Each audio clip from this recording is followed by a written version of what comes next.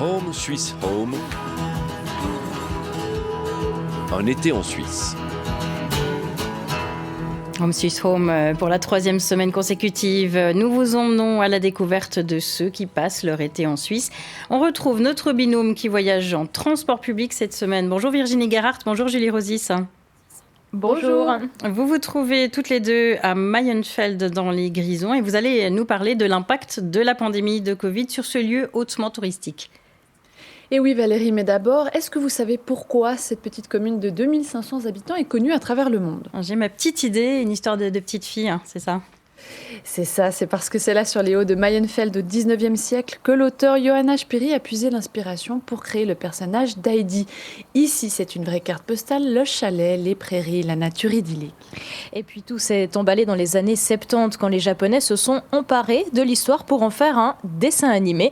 Et là, c'est le carton, la notoriété d'Heidi et de Mayenfeld explose. Depuis, c'est 150 000 touristes qui viennent découvrir Heididorf chaque année. Et forcément, cette année, les touristes étrangers, eh bien, ils font défaut. Et oui, pas de quart de japonais aux abords du village d'Heidi, un coup dur pour la société qui gère Heididorf, un peu moins pour la commune de Mayenfeld, vous allez l'entendre.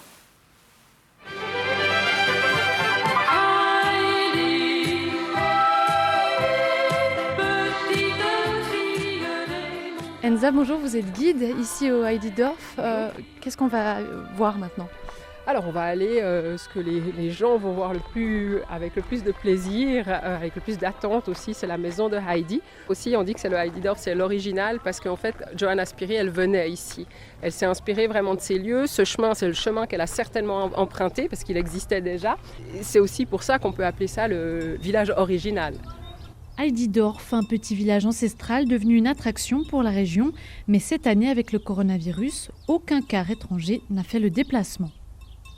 Il faut se rendre compte que 50% de nos visiteurs sont hors de l'Europe. Donc effectivement, une fois qu'il y a eu le lockdown ou qu'ils n'ont pas pu voyager, nous, on l'a quand même ressenti.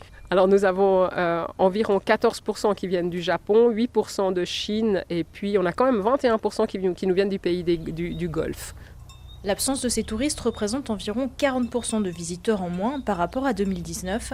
Mais les responsables pensent finir l'année à l'équilibre grâce à la présence des Suisses.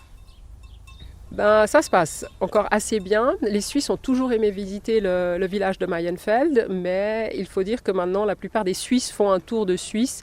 Et alors moi en tout cas j'entends beaucoup plus de français que ce que j'entends d'habitude et je vois beaucoup plus de plaques vaudoises et genevoises dans les environs que ce qu'on voit généralement. Et justement, on croise des Genevois sur place. On avait envie de voir justement le village d'Heidi.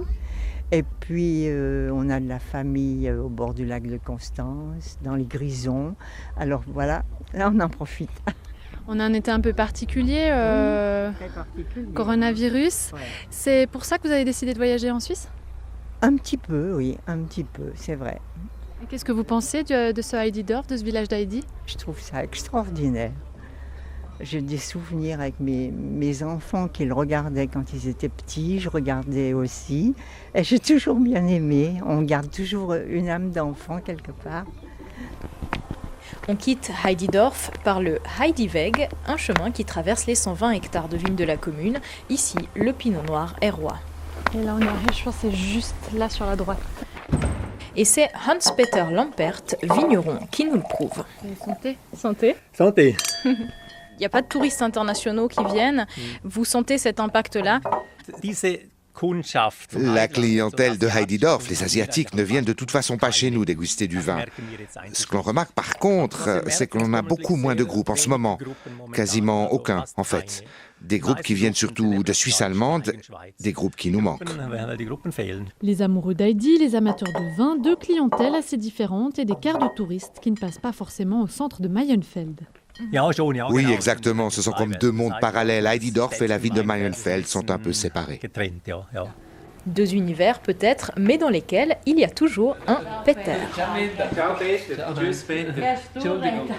Les salutations du maire de Mayenfeld à ses concitoyens, Heinz Dürler, qui constate quand même un changement d'ambiance dans les rues du centre cet été qui sont plus calmes.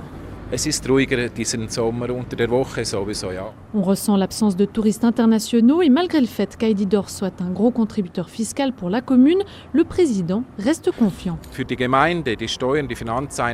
Pour la commune, c'est difficile d'estimer pour l'instant. Nous ne sommes pas si dépendants des entreprises, mais plutôt des personnes physiques. Et je suis plutôt optimiste, ce n'est qu'une baisse passagère.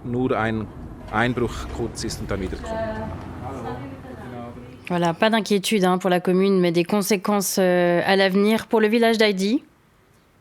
Bien, la société a prévu 10 millions d'investissements pour redonner vie à des parties du village, comme l'église par exemple.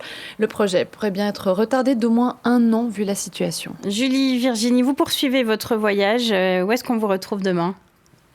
Nous allons quitter les Grisons, toujours en train, pour rejoindre le Toggenbourg, dans le canton de Saint-Gall, une région qui mise sur le bien-être du corps et de l'âme grâce à la musique et au son. On se réjouit beaucoup. Bon voyage, à demain toutes les deux.